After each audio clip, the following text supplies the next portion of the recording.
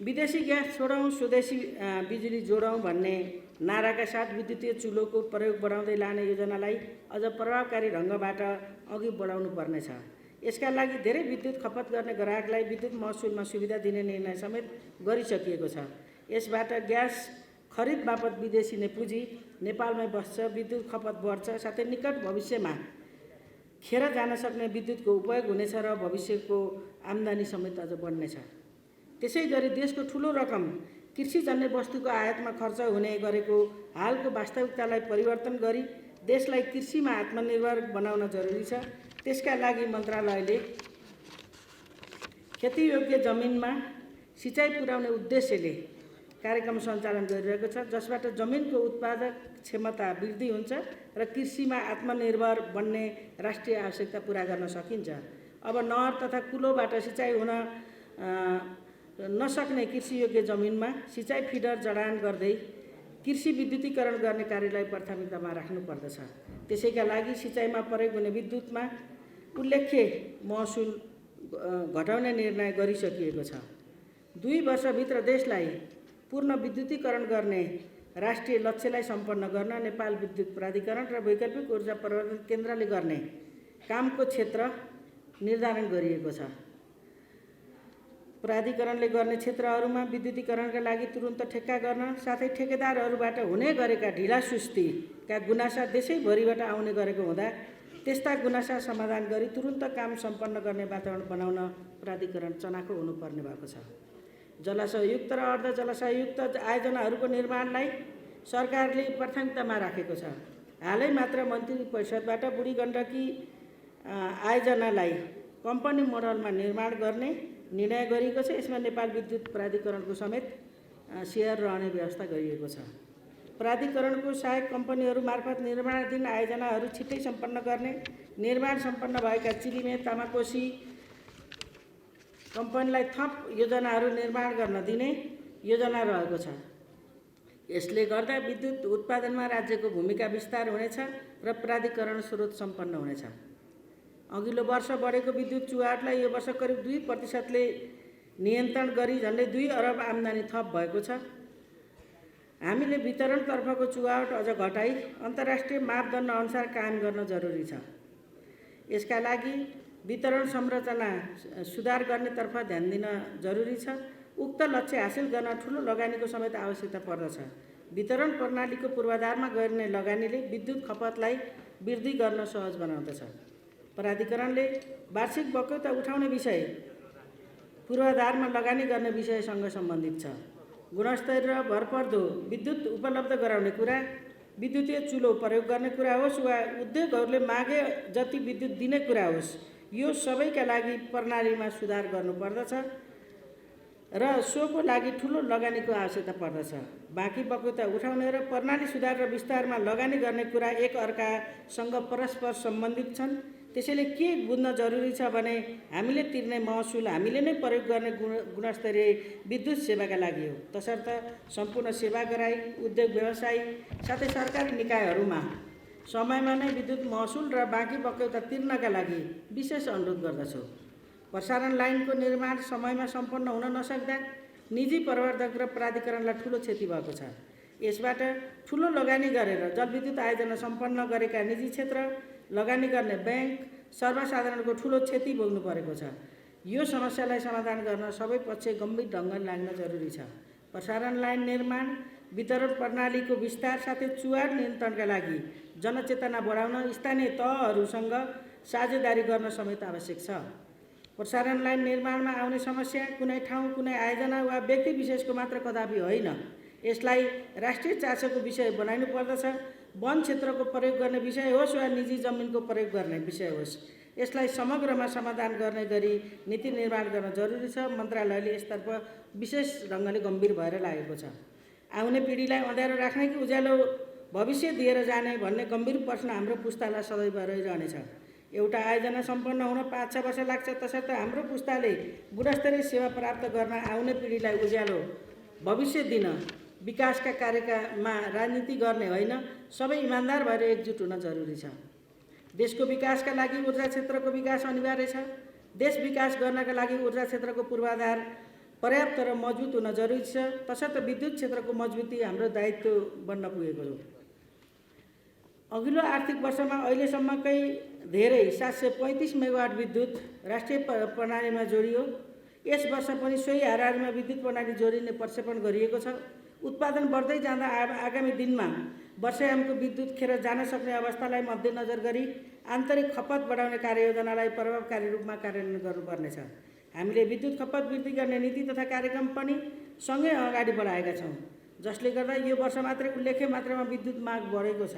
आन्तरिक खपत बढाउन, विद्युतीय चुल्होको प्रयोग बढाउने, विद्युतीय सवारी साधनको प्रयोग गर्ने, उद्योग कल कारखानाको विकास तथा विस्तार गर्ने लगायतका विद्युत खपत वृद्धि गर्ने कुरालाई सरकारले नै प्राथमिकता दिई सम्बन्धित मन्त्रालय निकाय मार्फत विभिन्न कार्यक्रमहरू ल्याइरहेको छ।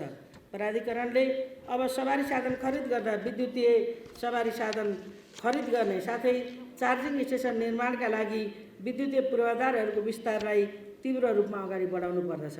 यो कुरा सिङ्गो ऊर्जा जलस्रोत सिँचाइ मन्त्रालयमा पनि हामीले यही कुरो लागू गरेका छौँ। अब खरिद गरिने गाडी विद्युतीय मात्रै हुनुपर्नेछ। फिल्डमा चाहिँ अहिलेका पेट्रोलियम यहाँ उपत्यकामा चढ्ने विद्युतीय गाडीहरू पठाइदिँदा पुग्छ। विद्युत उत्पादन र खपतको सन्तुलन मिलाउनका लागि वर्षायाम र सुक्खायामको लागि फरक विद्युत महसुल कायम गरिएको छ। यसलाई अझ विस्तार र प्रभावकारी रूपमा अगाडि बढाउन गारस्थित तर्फका ग्राहकहरूले समेत टिओडी ट्यारिफको सुविधा पाउने व्यवस्था मिलाउन स्मार्ट मिटर जडान गर्ने कार्यलाई विस्तार गरिनेछ। नेपालले विभिन्न अन्तर्राष्ट्रिय फोरम र COP26 मा गरेको कार्बन शून्य प्रतिबद्धतालाई पूरा गर्न साथै ऊर्जा सुरक्षा र ग्रिन फ्युचरको लागि नेपालको जलविद्युत अत्यन्त महत्त्वपूर्ण रहेको छ। हाम्रो जलविद्युत आयोजनाहरूले ग्रिन रोजगारी सिर्जना गर्ने, उत्पादित विद्युतबाट ग्रिन हाइड्रोजन उत्पादन गर्न सक्ने साथै सिङ्गो नेपाललाई कार्बन न्युट्रल बनाउन मद्दत गर्नेछ। नेपालको जलविद्युत प्रयोग गरी भविष्यमा प्रचुर सम्भावना बोकेको ग्रिन हाइड्रोजनको उत्पादन र व्यापारलाई मध्यनजर गर्दै ग्रिन हाइड्रोजनको उत्पादन र यसको प्रयोगबाट युरिया मल बनाउने कार्यका लागि मन्त्रालयले विभिन्न तहबाट अध्ययनको काम अगाडि बढाएको छ र पाइलट योजनाको रूपमा अगाडि बढाउने गरेर तयारी गरेको कुरा पनि म यहाँहरूलाई जानकारी गराउन चाहन्छु। यसका लागि प्राधिकरण र काठमाडौँ विश्वविद्यालय साथै प्राधिकरण र ग्लोबल ग्रिन ग्रोथ इन्स्टिच्युटका बीचमा समझदारी समेत गरिएको छ र मन्त्रालयले छुट्टै कार्यदल बनाएर एउटा रिपोर्ट लिएर अब पाइलट प्लानको रूपमा अगाडि बढ्ने भन्ने सोच पनि हामीले अगाडि बढाएका छौँ। विद्युतको प्रयोग गरी हाइड्रोजन उत्पादन गर्ने कार्य अघि बढाइनेछ। साथै हामीले उपयोग गरी बढी हुने विद्युत भारत, बङ्गलादेश लगायतका मुलुकमा निर्यात गर्ने नीति समेत सरकारको रहेको छ। यसका लागि गत वर्षदेखि नै हामीलाई आन्तरिक खपत भई बढी भएको विद्युत भारतीय प्रतिस्पर्धी बजारमा निर्यात सुरु गरिसकिएको छ। भारतले करिब 365 मेगावाट दोहोरिने भयो विद्युत भारतीय एक्सचेन्ज बजारमा निर्यात गर्न सक्ने गरी स्वीकृति प्रदान गरेको छ। सो बराबरको विद्युत निर्यात गरी विदेशी मुद्रा आर्जन भइराखेको छ। यसबाट प्राधिकरणले आफ्नो आम्दानी थप गर्न सफल भएको छ भने केही हदसम्म देशको व्यापार सन्तुलनलाई समेत मद्दत गर्न सकारात्मक ढङ्गले मद्दत गर्न सकेको छ। थप आयोजनाहरूको विद्युत निर्यात स्वीकृति प्राप्त गर्न आवश्यक पहल भइरहेको छ भने सो सहजताका लागि राजनीतिक र कूटनीतिक प्रयास जारी राखिएको छ। अन्तर्देशीय विद्युत व्यापारको लागि पर्याप्त प्रसारण लाइन र प्रसारणमा खुला पहुँच हुन जरुरी छ। पहिलो नेपाल भारत 400 केबी अन्तर्देशीय प्रसारण लाइन ढल्केबार मुजफ्फरपुर सञ्चालनमा आइसकेको छ र त्यसको पूर्ण क्षमतामा अघि बढाउन अझ बाँकी छ। दोस्रो अन्तर्देशीय न्यू बुटोल गोरखपुर प्रसारण लाइन यसै आर्थिक वर्षबाट सुरु हुन जाँदैछ। यी प्रसारण लाइनसँगै नेपाल भारत ऊर्जा सचिव सहसचिव स्तरीय बैठकहरू मार्फत अध्ययन भइसकेका थप अन्तर्देशीय प्रसारण लाइनहरू लम्की बरेली दुहबी पूर्णिया प्रसारण लाइनको सम्भाव्यता अध्ययन सम्पन्न गरी निर्माण सुरु गरिनेछ। साथै रातामाटे केरुङ प्रसारण लाइनको निर्माणको लागि नेपाल चीन बीच MOU सम्पन्न भइसकेको छ। नेपालको जलविद्युत विकासमा पुर्याएको योगदानको लागि निजी क्षेत्रलाई मैले धन्यवाद दिन चाहन्छु। निजी क्षेत्रले निर्माण गरेका र गर्दै गरेका विद्युत आयोजनाहरूले भोग्नु परेका समस्याको बारेमा समेत सरकार गम्भीर छ। सरकार विद्युत उत्पादनको क्षेत्रमा निजी क्षेत्रसँग सहकार्य गर्दै अगाडि बढेको छ र अझै पनि बन्ने नीति अङ्गीकार गरेको छ। प्राधिकरणले विद्युत खरिद सम्झौता गरेका करिब 3200 मेगावाटका जलविद्युत आयोजनाहरू निर्माणाधीन अवस्थामा छन् भने करिब 1600 मेगावाट बराबरका आयोजना टेकर पेको प्रावधानमै पिपे हुँदा पनि निर्माणमा नगई खोला नदी ओगटेर बस्ने प्रवृत्तिलाई निश्चित गरी वास्तविक प्रवर्धकहरूलाई प्रोत्साहन गर्नेतर्फ हामीले कदम चाल्नुपर्ने भएको छ। विगत केही समयदेखि रोकिएको विद्युत खरिद बिक्री सम्झौता अघि बढाइएको छ। ऊर्जा सम्मिश्रणको अनुपात अनुसार बाँकी रहेको कोटा भित्रका PROR आयोजनाको PPA अघि बढाइएको छ। साथै पुरानो ऊर्जा सम्मिश्रणको अनुपातलाई मन्त्री परिषदको बैठकबाट परिवर्तन समेत गरिसकिएको छ। विगतको कुनै एउटा सन्दर्भमा निर्धारण गरिएको ऊर्जा सम्मिश्रणको लाई नै अन्तिम मानि त्यसैमा सीमित भएर बस्दा राष्ट्रको प्राकृतिक स्रोतको अधिकतम उपयोग गर्न नसकिने र नदीमा पानी त्यसै खेर जाने अवस्था समेत आउन सक्ने खतरा देखिन्छ। विद्युत विकास विभागबाट सर्वेक्षण र उत्पादन अनुमति पत्र जारी गरिएको र अनुमति पत्रको प्रक्रियामा रहेको करिब 30,000 मेगावाट बराबरका आयोजनाहरू छन्। अहिलेको व्यवस्था अनुसार सबैलाई Q40 डिजाइन क्राइटेरियामा निर्माण गर्ने हो भने हामी अब धेरै जलविद्युत निर्माण गर्न सक्ने स्थिति देखिँदैन। तसर्थ जलस्रोतको अधिकतम उपयोग गरी विद्युत उत्पादन गर्न विद्यमान Q40 डिजाइन क्राइटेरियामा पुनरावलोकन गरी जलस्रोतको अधिकतम उपयोग हुने गरी जलविद्युत आयोजना विकास गर्ने व्यवस्था लाइसेन्स र PPAमा मिलाउन मन्त्रालयले आवश्यक निर्णय गरिसकेको छ। छिटोभन्दा छिटो प्राधिकरण सञ्चालक समितिबाट उक्त निर्णय अनुमोदन गरी रन अफ द रिभर आयोजनाको PPA सुचारू गरिनेछ। आज PPA हुने आयोजनाहरू आउन पनि 4-5 वर्ष लाग्ने भएकोले विद्युत विकासमा गति अवरुद्ध हुनु हुँदैन भन्नेमा चाहिँ मन्त्रालय सचेत छ। समग्र ऊर्जा क्षेत्रको नियमनकारी भूमिका भएको विद्युत नियमन आयोगले गर्नुपर्ने धेरै कामहरू हुन बाँकी छन्। आयोगले तयार गर्नुपर्ने नीति, कार्यविधि, ग्रिड कोड, व्हिलिङ चार्ट निर्धारण लगायतका कार्यहरू हुन सकेका छैनन्।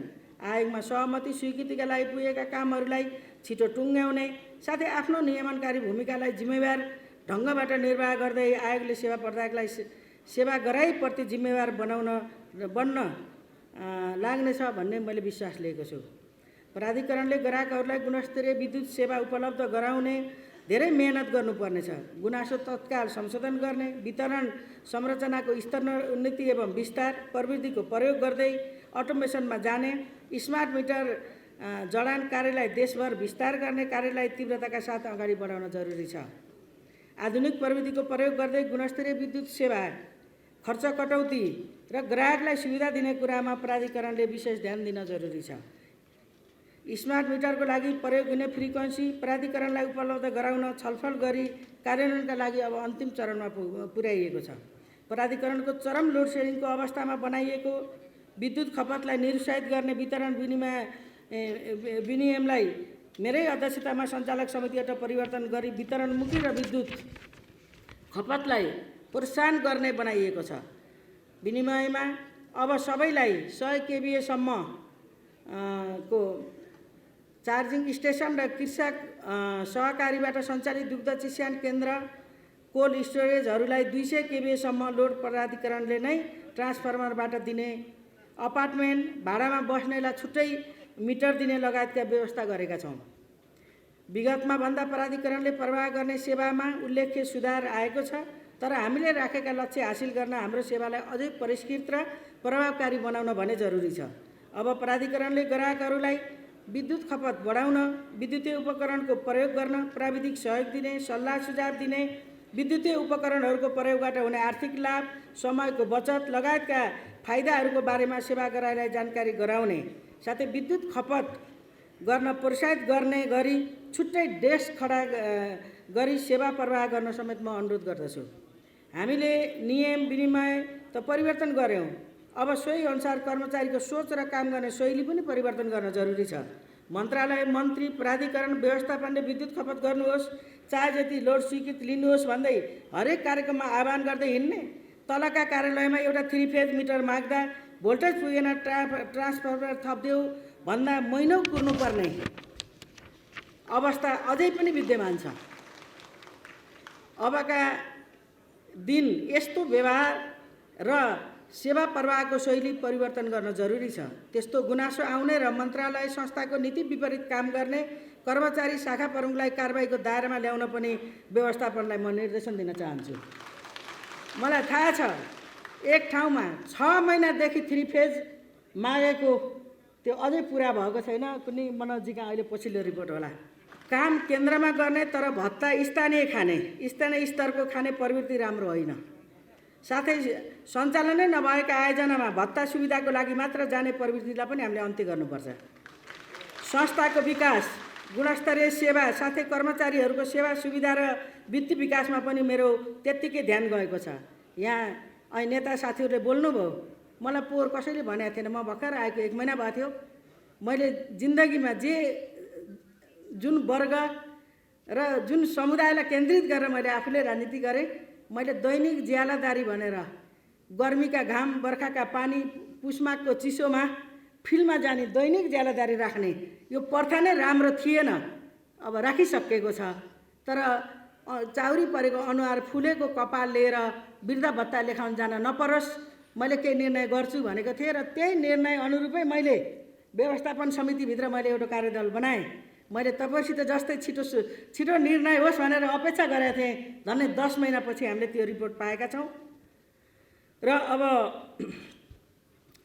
त्यसलाई चाहिँ हामी सकारात्मक ढङ्गले सम्बोधन गर्नका निम्ति 1 महिनाभित्र कार्यविधि तय गरियोस् भनेर त्यही कार्यदललाई मैले समय किटान गरेर सबभन्दा पछिल्लो सञ्चालक समितिको बोर्डको बैठकमा निर्णय गरेको जानकारी गराउँछु। किनकि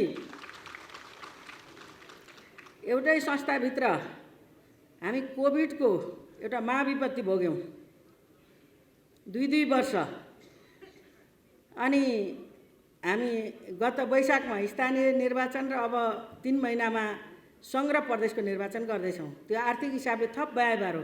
त्यसका बावजुद पनि सरकारले 15% कर्मचारीको तलब बढाएको कुरा बिर्सेर अनि यहाँ फेरि अर्को बोनसको कुरा जुन ढङ्गले उठ्दैछ, म त आश्चर्य लाग्छ। यो देशमा 3 करोड जनता छैनन्? यो विद्युत प्राधिकरणमा छिर्न नपाएर अरबका खाडीमा जाने 40 लाख युवाहरूलाई एकचोटि सोच्नुहोस् त, सोचनीय कुरो होइन? मैले मेरो ठाउँबाट मैले त्यही 3 करोड र त्यो विदेश अरबको उसमा 50 डिग्री तापक्रममा पसिना बगाउने र कैयौँ चाहिँ सब बनेर देशभित्र फर्किने नागरिकलाई पनि हामीले सम्झिनुपर्छ। त्यसले सरकार कर्मचारीप्रति सकारात्मक छ हो, सबैलाई 15 छ। यदि सामाजिक न्यायको हिसाबले हो भने तलकालाई अलि धेरै, माथिकोलाई थोरै हुन्थ्यो, बढाउनु पर्थ्यो।